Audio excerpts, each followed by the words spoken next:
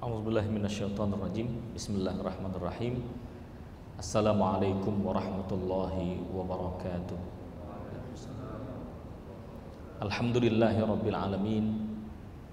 Alhamdulillahi wa kafa wassalatu wassalamu ala nabiyina al-mustafa wa ala alihi wa sahbihi ahlas sidqi wal wafa.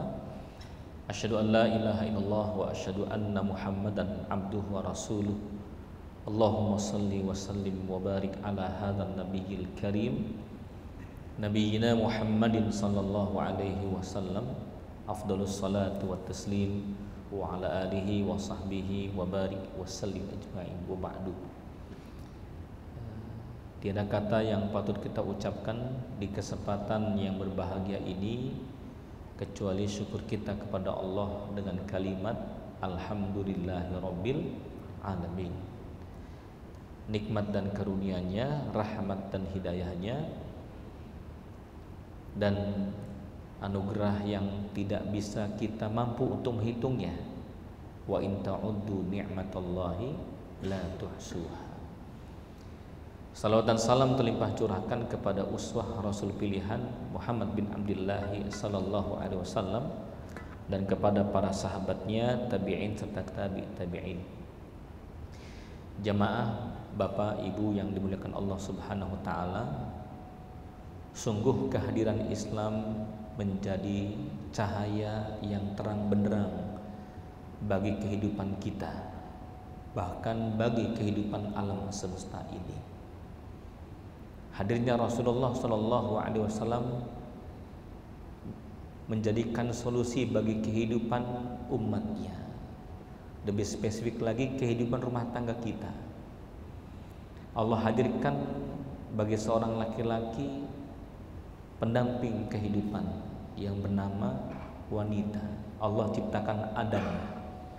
Saat beliau sendiri, beliau merasa tidak tenang dan tidak nyaman. Maka Allah hadirkan pendampingnya yang kita kenal dengan nama Siti Hawa. Namun jamaah yang dirahmati Allah, sirah bercerita bahwa sebelum datangnya Rasulullah SAW, kehidupan wanita sangat amat terhina. Wanita menjadi komoditas, jual beli, untuk pelampiasan hawa nafsu, seks. Wanita hanya mampu untuk dipekerjakan, bahkan dengan pekerjaan yang hina sekalipun. Wanita itu sebelum datangnya Rasul mulia, kedudukannya teramat sangat rendah. Bahkan dikatakan dalam Al-Quran, wa idzal mau'udatu su'ilat bi ayyi dzambin qutilat. Sebelum datangnya Nabi, orang-orang dahulu zaman jahiliyah, kalau melahirkan bayi wanita langsung dipendamnya. Maka Allah katakan dengan ayat yang tadi, wa idzal mau'udatu su'ilat, mengapa bayi engkau bunuh dan engkau pendam hidup-hidup? Bi ayyi dzambin qutilat, apa sebabnya dan apa sebab salah dia? Bayi wanita tidak punya salah apa-apa, tapi mengapa manusia berani untuk memendamnya? Karena di pikirannya adalah dunia. Wanita tidak bisa mencari nafkah, wanita tidak bisa dibanggakan, bahkan wanita tidak bisa diajak berperang. Tetapi ketika wanita itu sudah terlanjur dewasa, maka dijadikan komoditas seks. Kalau kita lihat sejarah umat-umat terdahulu sering berperang, maka hadiahnya adalah wanita. Anda tahu, kalau seorang ayah punya anak perempuan, maka dia ingin mendapatkan calon suami yang baik, calon suami kesatria. Maka dibolehkan beberapa laki-laki untuk datang kepadanya, disuruh untuk check in oleh anak perempuannya. 10 laki-laki masuk ke dalam kamar, nanti ketika hamil dan melahirkan, wajahnya mirip siapa? Kalau wajahnya mirip pada pemuda yang ketiga, maka pemuda yang ketiga itu menikahinya. Kalau pemuda yang ketiga itu, yang nomor 3 ini tidak mau menikahinya, maka ayahnya lah yang menjadi suaminya. Jahiliyah. Itulah realita yang muncul dahulu zaman jahiliyah. Tapi hadirnya Rasulullah Shallallahu Alaihi Wasallam membawa cahaya yang terang benderang ke muka bumi ini, Pak. Hadirnya wanita bukan hanya sebatas sampah yang tidak memiliki makna, namun kehadirannya mengharumkan bumi, mengharumkan manusia. Wanita saat menjadi ibu, kalimat banyak kita dengar, al jannatu tahta aqdamil ummahati. Saat wanita menjadi ibu, kita sering mendengar surga itu ada di bawah telapak kaki ibu. Faqala Rasulullah hina sa'ala rajulun Rasulullah sallallahu alaihi wasallam, datang seseorang kepada Rasulullah sallallahu alaihi wasallam, ya Rasulullah, man ahaqqu bi suhbati, wahai Rasulullah, siapa yang berhak aku baktikan diriku kepadanya, siapa orang itu? Nabi menjawabnya, ummuka. Faqala man, siapa lagi wahai Nabi? Apa jawabannya? Ummuka, ibu. Summa man, siapa lagi wahai Nabi? Qala ummuk, 3 kali diucapkan ibu. Maka salafus saleh mengatakan bahwa doa ibu lebih cepat diijabah ketimbang doa ayah. Ini buktinya, Bu. Ya, Bu ya. Halo, Bu. Ibu masih hidup? Masih. Ini doa ibu, Pak. Masya Allah. Ada kisah nyata, Pak. Seorang anak nakal SMP, sering bolos, begitu ya, tawuran. Emaknya kesal, pulang babak belur.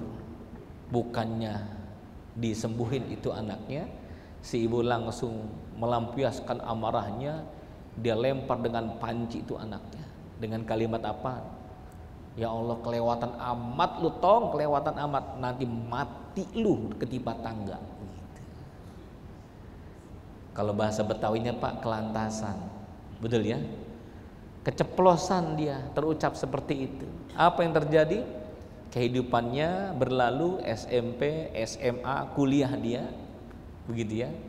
Setelah kuliah kemudian bekerja, bisnis, usahanya melesat. Jadilah ia pengusaha. Ya. Tempat tinggalnya alhamdulillah mewah. Ibunya pun dihadirkan di samping rumahnya. Masya Allah, ibunya bahagia.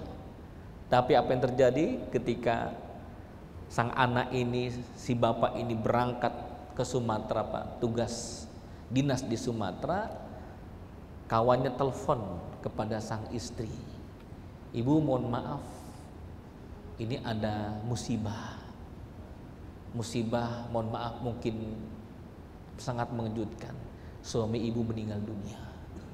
Kaget luar biasa, maka ia datangi ibu mertuanya, dia peluk ibu mertuanya, dia menangis. Masya Allah. Apa sebab meninggal dunianya? Sebab meninggal dunianya adalah ketimpa tangga. Bayangkan, Pak, wahai ibu yang dirahmat Allah, jangan pernah salah berucap, karena kalimat ibu adalah mujarrab. Betul ya? Ya. Kita sudah mengenal jamaah yang dirahmati oleh Allah, Bapak Ibu yang dimuliakan Allah. Ya. Seorang anak yang nakal, setiap kali ada tamu dilempar dengan pasir. Sang ibu dengan sabar meminta maaf kepada tamu tersebut. Berulang kali, setiap kali ada tamu, ia melakukan actionnya, Pak. Diambil beberapa pasir, dikumpulkan di baskom, dilemparkan ke ruang tamu. Muncullah amarah sang ibu. Dikejarlah itu anak sambil mengatakan, izhab ya walidayya, izhab ya bunayya, keluar engkau wahai anakku, ja'alallahu imamal haramain, keluar engkau dari tempat ini wahai anakku, keluar engkau, pergi dari sini, semoga Allah jadikan engkau imam Masjidil Haram. Kita kenal siapa? Syekh Sudais. Doa ibu manjur. Bapak ibu yang dirahmati Allah, wanita saat menjadi ibu dia mulia. Wanita saat menjadi anak pun mulia. Nabi SAW bersabda dalam hadisnya, "Man kanat lahu bintani fa ahsana ta'dibahuma kanata hijabatan minan nar." Barang siapa yang punya dua anak perempuan, tumbuh menjadi dua anak yang salehah, tumbuh menjadi anak yang salehah, berbakti kepada kedua orang tuanya, menjaga iffah, menjaga dirinya, maka dia akan menjadi penghalang orang tuanya dari api neraka jahanam. Karena tahijabatan minan nar. Senang nggak Pak? Bu? Ya. Kalau anak laki-laki tidak disebutkan, mengapa? Sudah biasa anak laki-laki. Mengapa? Karena zaman dahulu tidak ada kebanggaan orang tua punya anak perempuan. Maka Nabi mengangkat derajatnya. Barang siapa yang punya dua anak perempuan terdidik, terbina, tumbuh jadi anak salehah, maka anak ini akan menjadi penghalang orang tuanya dari api neraka jahanam. Seorang sahabat protes, "Ya Rasulullah, wahai Rasulullah, bagaimana kalau punya anak satu? Aneh punya anak satu, wahai Nabi, perempuan. Wa in kanat wahidatan." Kalaupun engkau punya anak satu, terdidik, terbina, tumbuh jadi anak salehah, maka satu anak ini akan menjadi penghalang ayah ibunya dari api neraka jahanam. Bagaimana mereka yang belum mendapatkan buah hati, terlebih yang belum menikah, sebutannya jofis, jomblo fisabilillah, begitu ya? Ada yang jofis ini? Banyak, tak terhitung jofis. Nah, ini Masya Allah, jamaah yang dirahmat Allah, kita lihat hadis tentang amal jariyah. Idza mata ibnu Adam in qata amaluhu illa min salasin. Manusia kalau meninggal dunia terputus amal-amalnya kecuali 3 perkara. Sedekah jariyah, sedekah yang kita keluarkan Pak. Mushaf yang kita wakafkan, mukena yang ibu taruh di musola di masjid. Ya, enggak usah ditulis Pak, Ibu enggak usah ditulis mukenanya, Wati, Masitoh, Fatimah, enggak usah. Wakaf, taruh, enggak usah disebutkan dan enggak usah dituliskan namanya. Sarung Pak, Anda letakkan di situ. Sendal, betul ya? Sedekah jariyah, aw ilmin yuntafa'u bihi, atau ilmu yang bermanfaat yang Anda dapatkan Anda share ke media sosial. Aw waladin saleh, ini luar biasanya Nabi. Dalam kaidah bahasa Arab memiliki makna yang lebih dalam Pak. Mengapa Nabi tidak mengatakan ibnun, anak yang saleh, bahasa Arabnya waladun, lebih umum dibandingkan anak kandung. Kalau anak kandung ibnun, anak kandung bahasa Arabnya ibnun. Muhammad Zainal Mutakin ibnu Halimi, ibnun Pak, itu anak kandung. Tapi Nabi menyebutkan waladun, bukan ibnun. Artinya untuk mendapatkan doa-doa anak-anak yang saleh tidak harus dari anak rahim ibu, dari anak sperma suami, tidak harus. Ada anak biologis, ada anak ideologis. Luar biasa itu. Anak biologis dan anak ideologis. Bagaimana caranya? Anda datangi Pak orang-orang fakir miskin, anak-anaknya itu, sekolahkan dia, tumbuh menjadi anak yang saleh, 3 orang, 5 orang, 10 orang, maka doanya sampai ke alam kubur kita. Begitu tuh. Di Syria, jamaah yang dirahmati oleh Allah, ada seorang ibu yang anaknya meninggal dunia usia SMP kelas 3 Pak. Begitu ya. Ketika dimakamkan oleh penggali kubur, kaget luar biasa. Lalu ditimbun dengan tanah, dan si tukang kubur ini mengatakan, "Ibu, saya mendapatkan aroma wangi yang segar di liang lahat almarhum anak ibu, dan saya melihat suasana yang indah sekali. Jangan-jangan saya halu nih. Ibu, mohon maaf, apa amalan yang dilakukan oleh anak ibu tercinta?" Sang ibu mengatakan, "Ya Rabb, ya Rabb, ya Rabb, Al-Fatihah." Si ibu mengatakan, "Alhamdulillah, anakku gemar mencari ilmu." Gemar mencari ilmu. Ini Pak, yang Bapak lakukan saat ini dengan ibu. Man salaka tariqan yaltamisu fihi ilman sahalallahu lahu bihi tariqan ilal jannah. Barang siapa yang ringan langkah kakinya, enggak berat sama sekali. Ringan Pak, bukan karena di DM oleh teman, bukan karena dijapri oleh DKM, bukan. Bukan karena ada konsumsi masih ada Pak. Bukan karena konsumsi, ringannya itu betul-betul lillah karena Allah Subhanahu wa taala. Sahalallahu lahu bihi tariqan ilal jannah. Maka Allah mudahkan langkahnya menuju surga. Lalu berikutnya jamaah yang dirahmati Allah, perhatikan nih hadis ini. Iya, kisah ini Pak. 3 bulan kemudian abangnya yang meninggal dunia, 32 tahun. Ini kisah di Syria. Abang yang meninggal dunia 32 tahun wafat. Ketika diletakkan mayatnya oleh penggali kubur seperti yang sebelumnya, si penggali kubur gemetar. Lalu ia naik dari tempat kubur tersebut, kemudian menimbunnya. Lalu ia menanyakan kepada kedua orang tuanya, ibu, bapak, punten ini, saya mendapatkan hal yang sama dari 3 bulan yang lalu, anak ibu yang dahulu meninggal dunia. Amalan apa yang ibu lakukan? Amalan apa yang pemuda ini lakukan? Perhatikan, amalan apa pemuda ini lakukan? Si ibu mengatakan abangnya ini sering ngongkosin adiknya belajar mencari ilmu. Belajar mencari ilmu diongkosin. Di Bekasi Bu, subhanallah, ada seorang engkong haji, masya Allah, meninggal dunia indah sekali. Saya sebagai saksinya. Sebelum meninggal dunia dipanggil anak-anaknya, tong kemari tong, duduk sebentar sini, Baba mau sholat duha dulu bentar ya. Itu engkong sholat duha, rebahan, dia katakan tolong bacain Yasin, tolong bacain Quran, udah deket nih, tamu udah datang. Tuh kan tamu datang, ayo gitu tuh. Luar biasa Pak. Masya Allah. Meninggal dunia, Allah la ilaha illallah. Saya melihatnya dengan mata kepala Pak. Amalan apa yang dia lakukan? Rupanya ketika disolatkan mayitnya itu, banyak orang berbondong-bondong, estafet bergantian. Mereka itu adalah anak-anak yang dulu diongkosin oleh engkong haji ini.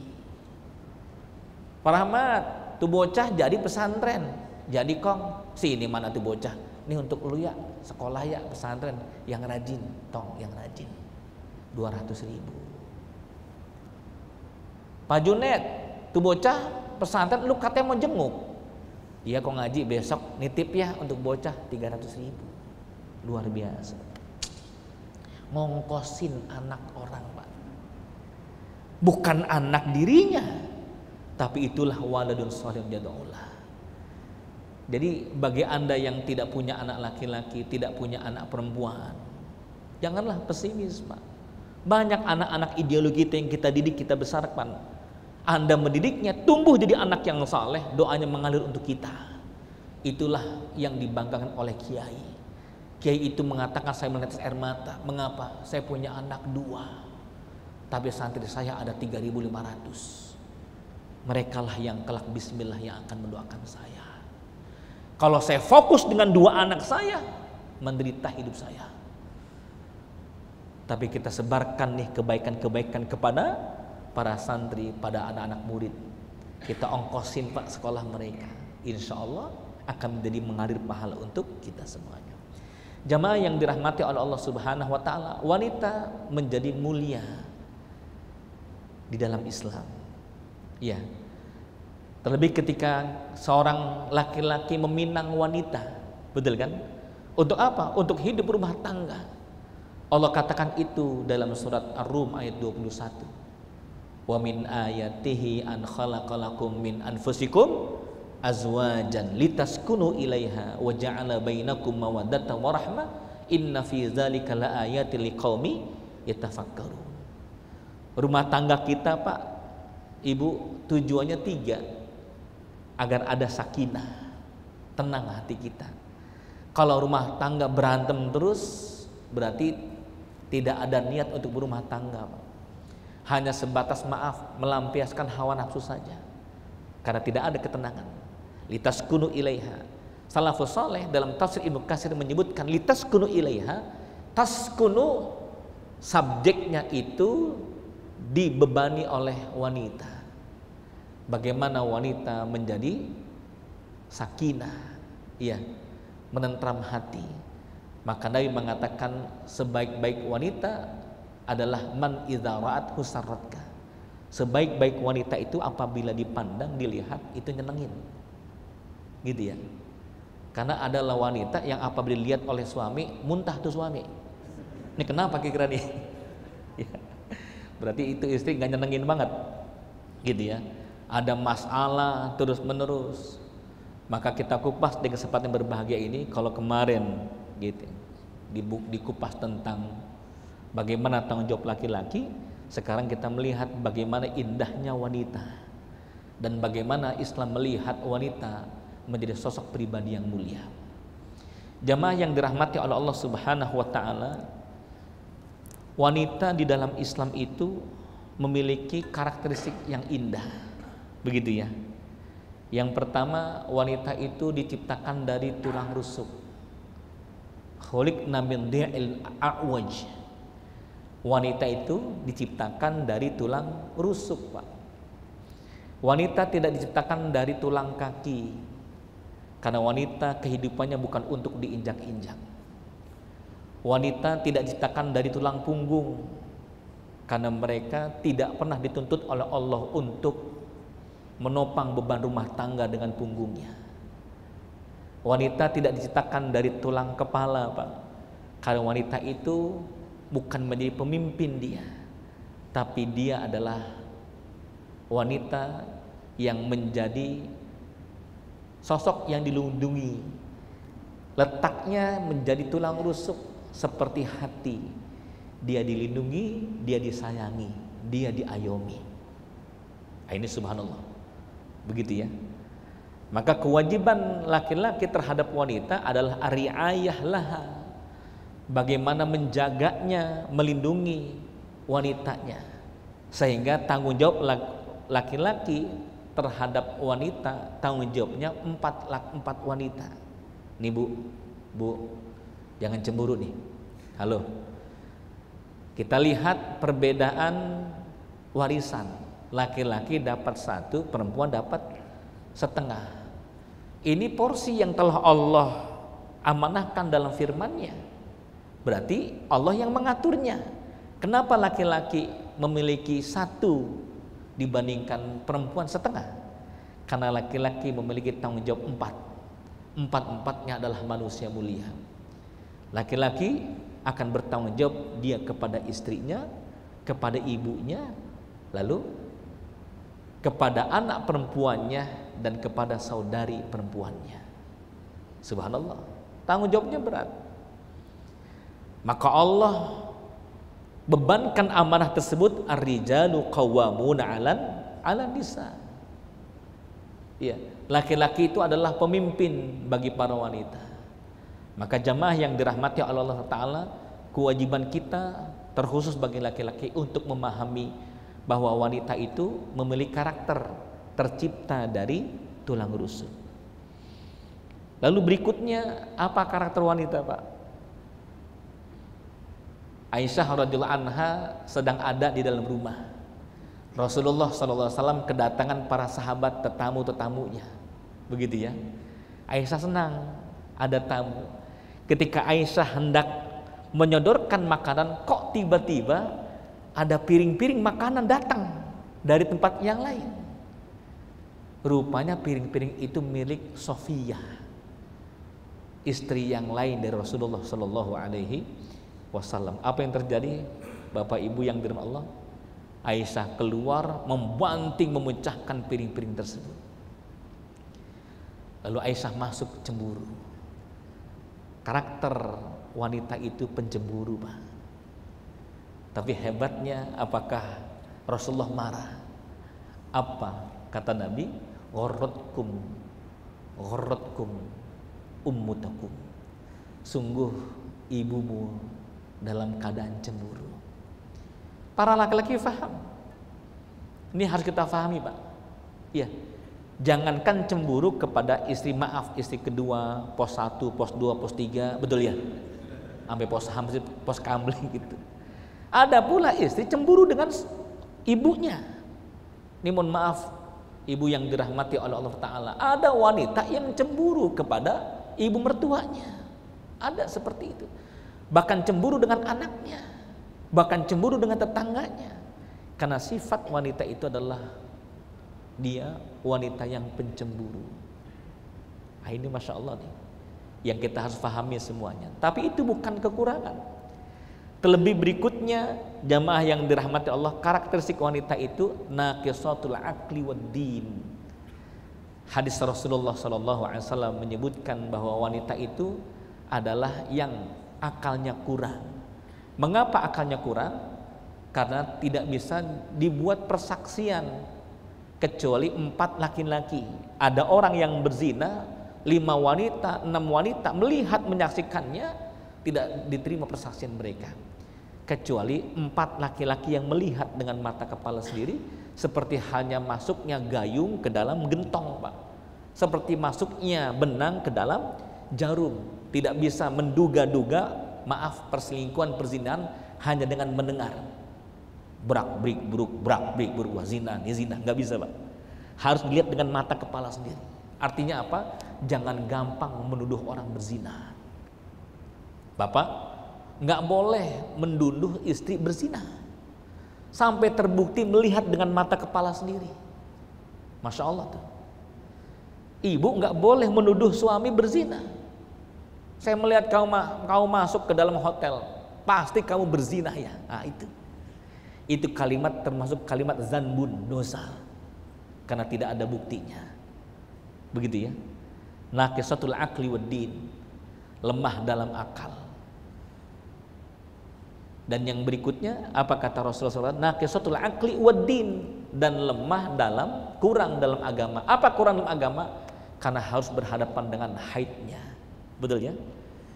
Ada halangannya, ada nifasnya. Datang tuh bulannya, betul ya, sehingga terganggu sholatnya, terganggu puasanya, terhalang sholat dan puasanya. Tapi ini lagi-lagi bukan kekurangan, ini kemuliaan yang Allah turunkan bagi wanita. Lihat jamaah yang dirahmati Allah, bagaimana Allah membersihkan rahim wanita, betul ya, dengan cara hadirnya haid tersebut. Lihat di beberapa jurnal yang disebutkan oleh beberapa dokter, Pak. Dan itu cara Allah. Maka fitrah wanita mendapatkan haidnya. Fitrah wanita, dia senang di rumahnya. Waqarna fi buyutikunna wala tabarrajna tabarrujal jahiliyah. Wanita lebih senang di rumahnya itu karena memang menjadi penjaga. Jamaah yang dari Allah, kalau kita melihat secara biologis, bahwa mata laki-laki dengan mata wanita berbeda, Bu. Kalau mata laki-laki itu korneanya agak lonjong dia, sehingga kalau naik mobil nyetir dia fokus di depan, was bis cepat itu. Tapi beda kalau istri ada di samping, dia pasti mengatakan awas, kiri, minggir, awas Pak, awas, betul tidak? Karena dia melebar, korneanya melebar. Ibu lagi buat sambal nih, Bu masih hidup. Ibu sedang buat sambal, ya sambal terasi. Itu bisa melihat kucing masuk dari dapur sana, bisa kelihatan, Bu? Kelihatan nggak? Karena korneanya melebar dia, sehingga sudut-sudut rumah itu bisa dilihat oleh wanita. Itu hebatnya. Apalagi bukti yang lainnya, laki-laki cari kunci susah nggak ketemu, betul Bu? Mah, kunci mobil mana? Kunci motor, itu samping TV mana? Kok nggak ada? Itu samping TV, Masya Allah. Sini sebentar Mah, tolong cariin buru-buru nih. Apa kata istri? Nih apa nih? Pernah begitu Bu? Pernah begitu? Ya. Karena kornea wanita itu dia melebar, Pak. Sedangkan laki-laki itu dia lebih ke depan. Masya Allah. Dari fisiknya aja sudah berbeda. Maaf jamaah yang demi Allah, mana yang paling banyak bicaranya, laki-laki atau perempuan? Jawab Bu, perempuan atau wanita? Sama aja ya. Kosakata yang dikeluarkan oleh laki-laki hanya 5.000 saja per hari. Tapi kosakata yang dikeluarkan oleh wanita berapa? 20.000 sampai 30.000 sehari. Maka Bapak kalau punya istri guru enak tuh. Dia udah banyak ngomong siang hari, malam kecapean, kan begitu ya. Tapi lagi-lagi itu bukan kekurangan bagi Allah untuk menciptakan wanita yang banyak bicara. Bukankah anak-anak kita belajar melangkahkan kaki, betul ya? Masya Allah, agar rapi rumah, agar anak terdidik dengan apa Bu? Dengan bicara. Bapak pernah melihat Pak, anak dipakein pampers ya oleh ibunya, itu berapa kosakata dia keluarkan. Ayo sayang, kaki diangkat pelan-pelan, ayo bismillah dulu, naik dikit kakinya, ayo angkat lagi, dikit lagi, bismillah, bismillah. Masya Allah, pakai pampers sampai 20.000 habis tuh kosakata. Betul begitu Bu? Ya.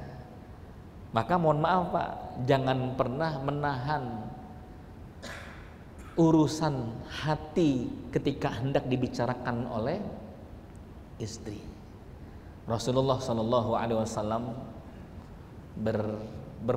beliau pulang dari satu tempat Pak, begitu ya, pulang dari tempat, Aisyah sudah menyediakan air hangat. Lalu Rasulullah Shallallahu Alaihi Wasallam masuk ke dalam kamar, Aisyah menyediakan air hangat tersebut. Lalu Aisyah bercerita tentang 11 orang, tentang 11 orang. Bayangkan itu, kan panjang ceritanya Bu. Itu kalau pakai durasi bisa 1 jam. Rasul dari duduk pelan-pelan sampai ke pangkuannya, dan matanya berbeda-beda melihat bibir mungil Aisyah radhiyallahu anha. Ketika mau selesai, Aisyah mengatakan, ada lagi kah? Sudah wahai Nabi, luar biasa itu. Panjang, ada lagi kah? Kira-kira sama nggak sama kita Pak? Halo, sama nggak Pak? Anda pulang dari kerjaan, Masya Allah, Assalamualaikum Mah, Waalaikumsalam Ayah, ya mau ngobrol sebentar, udah besok, emang ada lagi besok apa gitu? Baru mau ngomong sudah terhalang, betul ya? Nah, ini Masya Allah. Jadi wanita Pak dari kosakatanya lebih banyak daripada laki-laki. Dari matanya berbeda, betul. Dari fisiknya Pak, bahwa wanita itu memiliki gerakan yang banyak walaupun hanya satu waktu saja, betul ya, betul Pak. Andai ibu nggak bisa membangunkan anak hanya dengan ucapan kata-kata, Ahmad,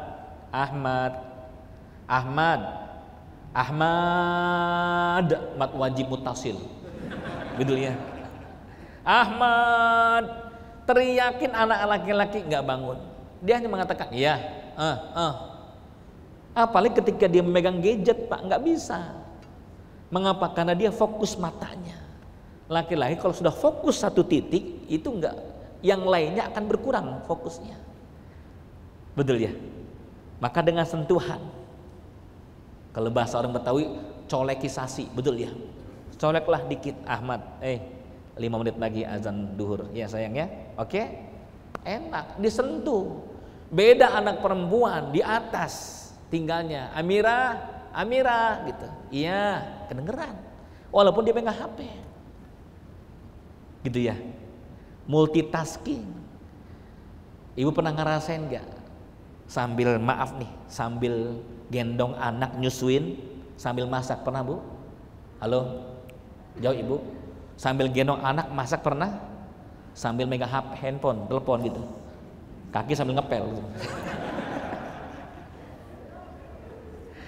Masya Allah, itu satu waktu sekian apa tuh? Ya, satu waktu sekian pekerjaan bisa Pak. Iya. Ada Kutaibah, buku kecil Pak, di Mesir saya ingat dulu itu. Namanya Sa'adatu Zaujain, kehidupan bahagia dalam rumah tangga. Dilihat dari fisiknya laki-laki dan perempuan, kelemahan laki-laki dan kelemahan perempuan. Nah, ini mohon maaf nih untuk kita aja Pak, rahasia, tolong jangan dikasih tahu sama yang lainnya. Siap ini ya. Jadi kalau Anda ingin mengetahui, kelemahan laki-laki itu ada di mata Pak, Bu. Ada di mata. Ketika matanya tidak terjaga dengan baik, begitu ya, bahkan lebih banyak melihat rumput tetangga yang hijau, betul Pak? Yang apalagi di kantor, sudahlah. Nih, mata. Anda subuh di masjid baca Quran lalu sholat duha, berangkat tuh ke kantor, pas masuk gerbang, set, masya Allah, astagfirullahaladzim, astagfirullahaladzim, astagfirullahaladzim, Al-Fatihah gitu. Dari pandangan turun ke hati, betul ya. Maka mohon maaf ini ada kewajiban bagi wanita untuk berpenampilan baik. Man iza sra'athu sarratka, kata Nabi. Sebaik-baik wanita itu apabila dilihat itu nyenengin. Jangan sampai suami pulang malam, masya Allah, buka pintu, itu muka istri udah kayak kebon. Tahu kayak kebon Bu? Apa tuh? Bengkoang, timun, sereh, jahe, kunyit, apa tuh? Allah karim. Ada yang pulang ke rumah suami langsung baca ayat kursi, Allahu la ilaha illa huwal hayyul qayyum, la ta'khudhuhu sinatu wala naum. Maka berpenampilan yang baik wahai istri. Tapi Rasul sebelum masuk rumah, nih Pak, ada beberapa hadisnya. Kalau Anda mengetahui Pak, hadis tentang keharmonisan rumah tangga itu ada pada kebanyakan riwayat Aisyah radhiyallahu anha. Aisyah radhiyallahu anha, lihat hadisnya Pak. Rasul sebelum datang ke rumahnya beliau bersiwak supaya tidak ada aroma yang tidak sedap di mulut Rasulullah Shallallahu Alaihi Wasallam. Ketika beliau hendak masuk, ketukan pintu 3 kali tidak ada jawaban, maka beliau hamparkan sorbannya dan beliau sempat tidur di depan pintu rumah Rasulullah SAW. Sampai Aisyah membentangkan tangannya, Allahu Akbar, beliau bangkit dan beliau keluar, didapati Rasulullah dan beliau meminta maaf kepada Rasulullah SAW. Enggak mau mengganggu tidurnya. Ada begitu kira-kira Pak? Ada nggak kira Pak? Boro-boro, gedor-gedor, betul kan? Nggak ada jawaban, cari hotel. Nah ini masya Allah nih. Kelemahan laki-laki ada pada mata, kelemahan wanita ada pada telinga. Maka banyaklah kita memuji istri, Pak. Memuji istri. Jangan sampai ada paradigma berpikir bahwa enak amat ya di rumah. Ya, kita yang kerja dia ucang-ucang kaki. Siapa yang bilang istri ucang-ucang kaki? Betul Bu? Bu, betul nggak? Semangat amat ini ya.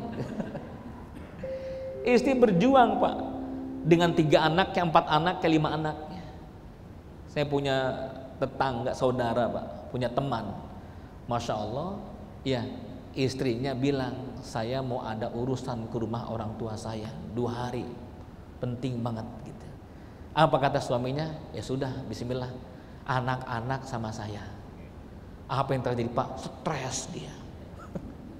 Stres sampai buat status, ya Allah, kiamat dan dunia, kiamat dunia. Dititipkan 3 anak udah kiamat dunia itu. Iya, masya Allah.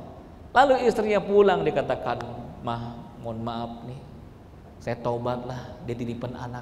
Emang betul, nggak ada istri itu susah hidup, betul ya, betul Bu.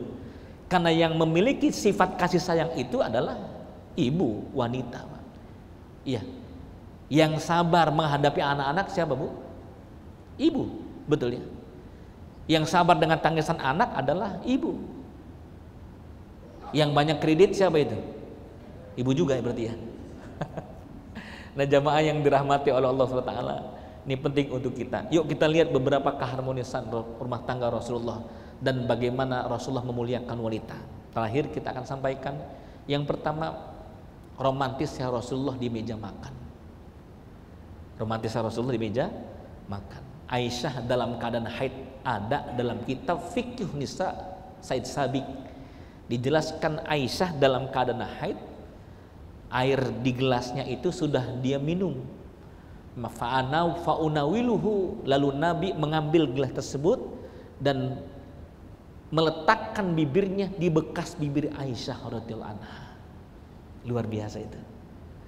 Itu hati celeput hati Aisyah. Apa kata Aisyah? Ya Rasul, gitulah kira-kira dia.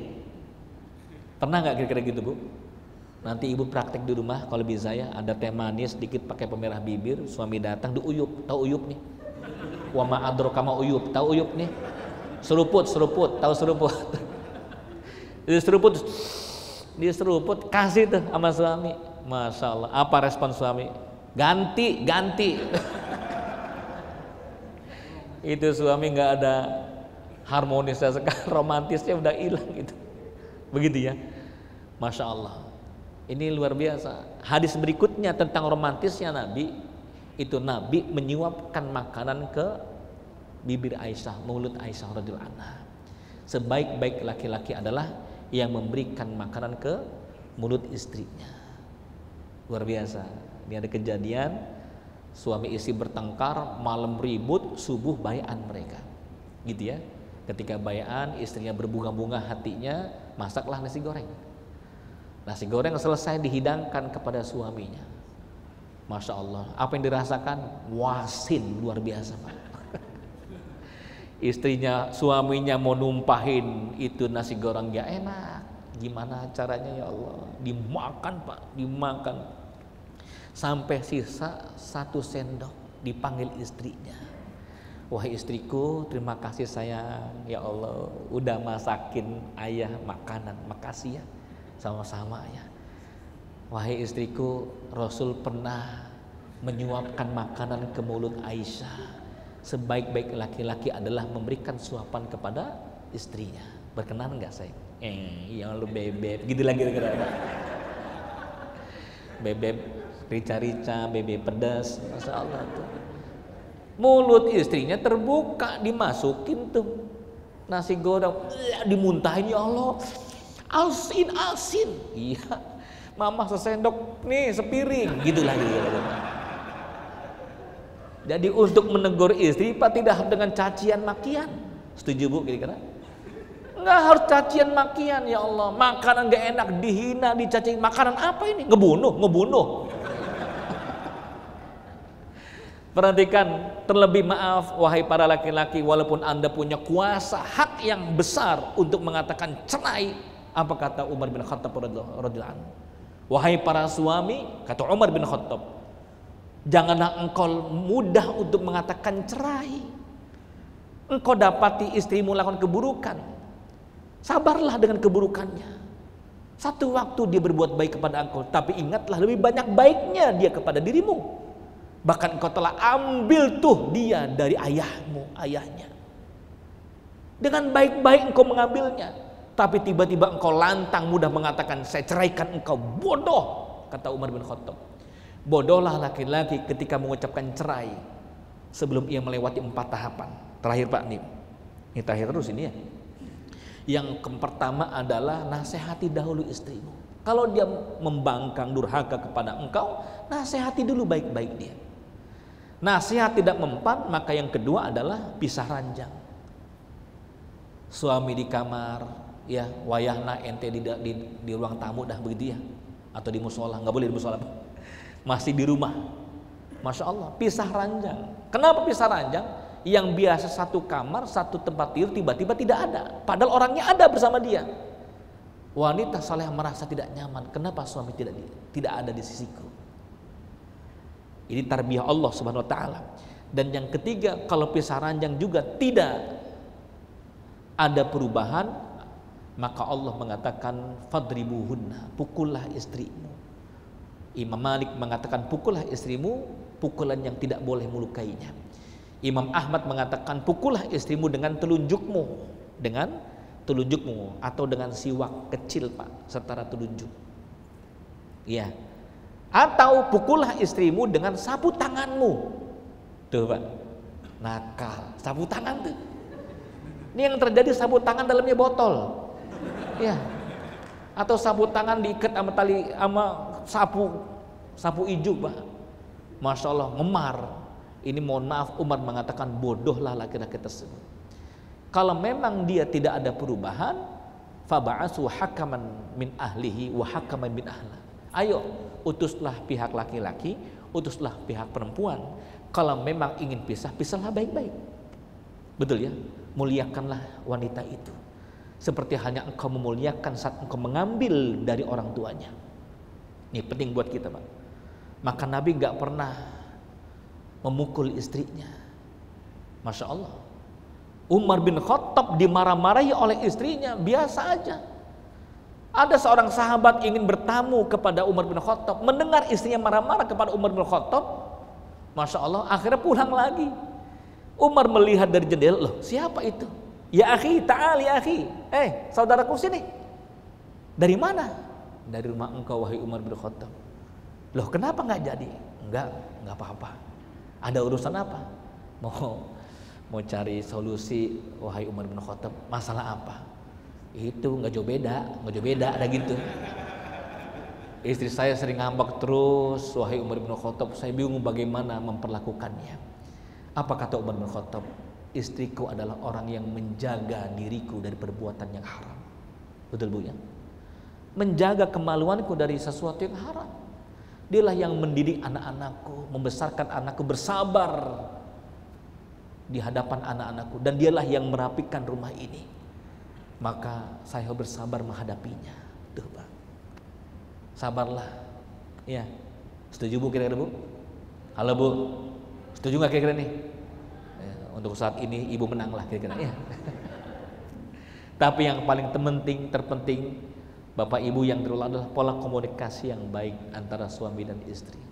Karena kehidupan dalam rumah tangga itu betul-betul dibutuhkan komunikasinya.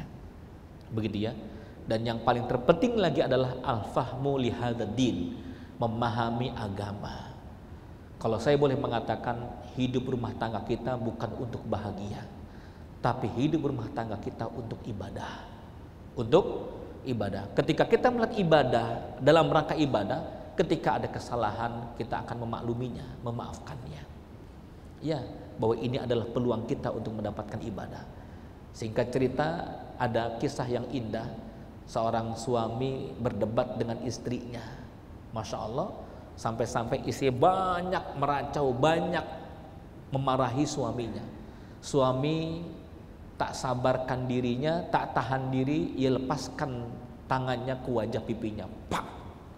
Sang istri pun menangis dia. Saat menangis, tiba-tiba terdengar ketukan pintu. Suaminya langsung membuka pintu ruang tamunya. Kaget, ia nggak menanyakan siapa yang datang. Ia buka pintu, idh abawaha ataya. Rupanya ayah ibu perempuannya, istrinya datang. Mertua datang, Bapak Ibu. Mertua datang, dia cium tangan bapak mertuanya, ibu mertuanya. Tapi bapak ibu mertuanya kaget melihat mereka menangis. Ma bakaiti ya bu binti, kenapa menangis wahai anakku? Kenapa sayang? Lihat istrinya mengatakan, enggak apa-apa Ma. Ya Allah, ayah, mama terima kasih. Ayah, mama bisa datang hari ini. Ini air mata menetes deras, sesegukan karena tadi malam mimpi ketemu ayah mama. Ini rindu, kangen sama ayah mama. Sampai saya bilang sama suami tercinta, kapan ketemu ayah mama? Saya rindu banget. Ini tangisan rindu dengan ayah mama. Oh, kalau cuma rindu mah nggak apa-apa, dibelai. Ini ayah mama datang sayang. Istrinya berbohong untuk kemuliaan suaminya. Suaminya menangis mengatakan, ya Allah, istriku menyembunyikan aibku ya Allah. Dia masuk kamar, subhanallah, dia berwudu, dia sholat itu. Bersyukur kepada Allah subhanahu wa ta'ala. Luar biasa. Kemudian dia izin kepada kedua orang tua itu tersebut untuk ke pasar membeli makanan.